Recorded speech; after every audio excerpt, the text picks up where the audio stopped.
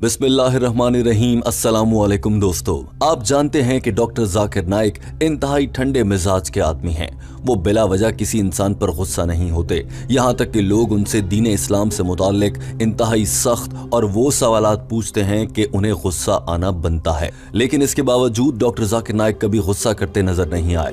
लेकिन इंडोनेशिया की एक खातून ने डॉक्टर जाकिर नाइक से जो ही सवाल किया तो डॉक्टर जाकिर नाइक ने जवाब में न सिर्फ ये कहा कि ये मुझसे क्यों पूछते हो, जाकर किसी और से पूछो। और इसके बाद डॉक्टर जाकिर नाइक ऊंची ऊंची आवाज में बोलने लगे और बहुत ज्यादा गुस्से में नजर आए। सवाल यह है कि इस इंडोनेशिया की खातून ने आखिर ऐसा क्या पूछ लिया था और डॉक्टर जाकिर नाइक को इतना गुस्सा क्यों आया था। जब आप इस वीडियो को और इस बयान को मुकम्मल तौर पर सुनेंगे तो यकीनन आपको वजह मालूम हो जाएगी।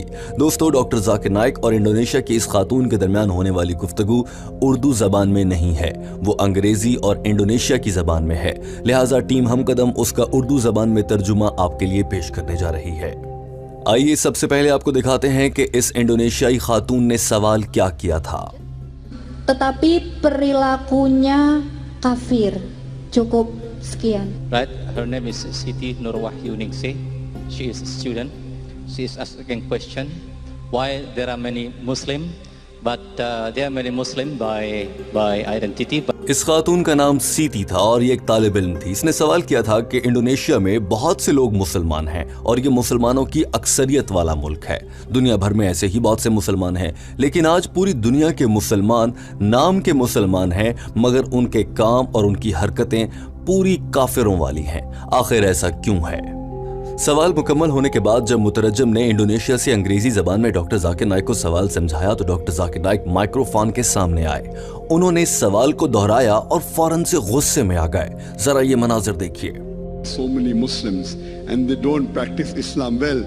I want to ask you that question. You live in Indonesia, in the country which has the largest population of Muslims. What are you doing? Why are they not practicing Islam? Doctor Zakir Naik ने कहा कि ये सवाल आप मुझसे क्यों पूछती हैं? आप इंडोनेशिया में रहती हैं। ये सवाल आप अपने आप से पूछें और इंडोनेशिया में बसने वाले मुसलमानों से पूछें। दरअसल डॉक्टर जाकिर नाइक को इस बात का बहुत ज्यादा गुस्सा है कि इंडोनेशिया के लोग इस्लाम से दूर हो रहे हैं। इसीलिए डॉक्टर जाकिर नाइक ने गुफ्तगू के आगाज में ही गुस्से का इजहार किया। दोस्तों, टीम हमकदम की तहकीक के मुताबिक इंडोनेशिया में बहुत से लोग इस्लाम से दूर हैं और वो मुल्हिद बनते जा रहे हैं। इसी तरह से टीम हमकदम की जानिब से एक और वीडियो भी आपके लिए पेश की गई थी जिसमें बताया गया था कि किस तरह से इंडोनेशिया की मुसलमान लड़कियां सिर्फ पैसों की खातिर गैर मुस्लिम मर्दों के साथ शादियां कर रही हैं। उस वीडियो का लिंक डिस्क्रिप्शन में मौजूद है। मगर डॉक्टर जाकिर नाइक बहुत गुस्से में नजर आ रहे थे और उनकी गुफ्तगू का सिलसिला जारी है।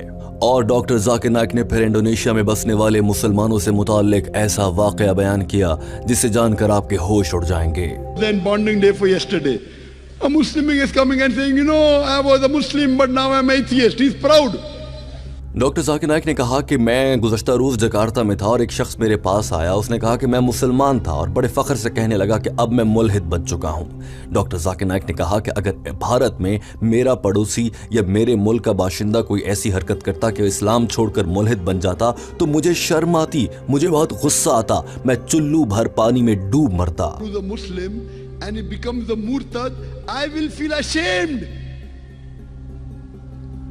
In Urdu we say चुल्लू पर पानी में डूब मरना।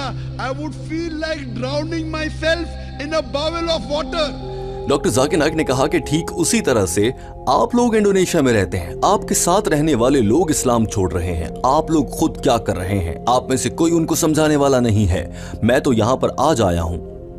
और फिर डॉक्टर जाकिर नाइक ने बहुत गुस्से के आलम में बताया भी कि आखिर ऐसा क्यों हो रहा है कि इंडोनेशिया के लोग इस्लाम छोड़ रहे हैं। डॉक्टर जाकिर नाइक का गुस्सा और डॉक्टर जाकिर नाइक ने जो वजह बताई वो भी देख लीजिए। You asking me, I'm asking you. I'm coming to Indonesia now. You are living in Indonesia. Why are the Muslims leaving their faith? You know why? Because your touch, your connection with the Quran is lost. MashaAllah, you have beautiful qaris. Doctor Zakir Naik ने कहा कि ये सब इसलिए हो रहा है क्योंकि आपका कुरान पाक से ताल्लुक खत्म हो चुका है। इंडोनेशिया में दुनिया के सबसे अच्छे अच्छे कारी मौजूद हैं, लेकिन कुरान को सिर्फ तिलावत नहीं करनी है, इसको पढ़ना भी है, मगर इसको समझना होगा। डॉक्टर जाकिर नाइक ने कहा कि कुरान पाक का तर्जुमा पढ़ें, भले जिस जबान में मर्जी पढ़ें, अपनी अपनी जबान में कुरान पाक को समझें जरूर। डॉक्टर जाकिर नाइक ने इंतहाई गुस्से के आलम में कहा कि आप लोग तिलावत करते हैं, खत्म कुरान करते फिरते हैं 1 बार, 10 बार, 20 बार, लेकिन क्या आपको समझ आया कि आपने पढ़ा क्या? इसका कोई फायदा नहीं है जब तक आपको यह समझ ना आए कि कुरान पाक का हकीकी इस्तेमाल आखिर है क्या। You are doing tilawat, khatme Quran, 1 time, 5 time, 10 time, 20 time. You don't understand what's the use. और उसके बाद डॉक्टर जाकिर नाइक का गुस्सा कुछ धीरे धीरे कम होने लगा। उन्होंने कहा कि मैं ये भी देख रहा हूँ कि इंडोनेशिया में नौजवान नस्ल में कुछ हद तक शऊर आ रहा है और वो दीन इस्लाम की जानिब आ रहे हैं। आज मैं इंडोनेशिया में खिताब कर रहा हूँ और मैं अंग्रेजी ज़बान में गुफ्तगू कर रहा हूँ। यहाँ पर अंग्रेजी ज़बान समझने वाले बहुत कम लोग हैं, लेकिन एक बड़ी तादाद में इंडोनेशिया के लोग यहाँ पर मौजूद हैं और वो तर्जुमे के साथ मेरी बात को समझ रहे हैं। यानी कि उनके अंदर अब प्यास पैदा हो गई है कि वो एक दाई को सुने। डॉक्टर जाकिर नाइक ने कहा कि अब यहाँ के उलमा का काम है कि वो इस मामले पर तवज्जो दें और लोगों को इस्लाम की जानिब लाएं।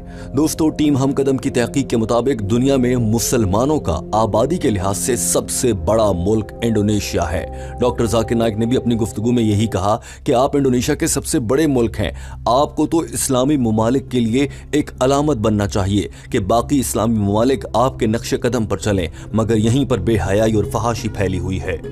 डॉक्टर जाकिर नाइक ने कहा कि वक्त आ गया है कि इंडोनेशिया के मुसलमान अब ख्वाबे गफलत से जागें।